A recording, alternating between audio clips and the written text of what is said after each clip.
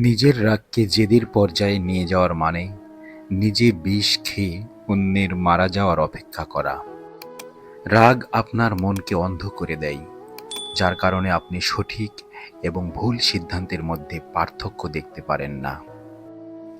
রাগ হলো সেই মূর্খতার নাম যেখানে বুদ্ধিহীনও নিজেকে জ্ঞানী মনে করে।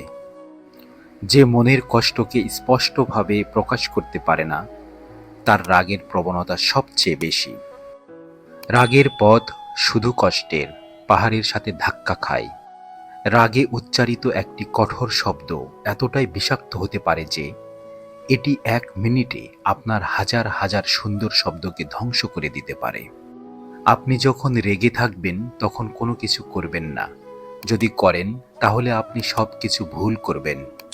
আপনি যত বেশি রাগ করবেন ততই বেশি আপনি শারীরিক এবং মানসিকভাবে বিপর্যস্ত হয়ে পড়বেন। তাহলে বন্ধুরা, আজ থেকে প্রমিস করো যে জীবনে আর কোনোদিন রাগ করবে না।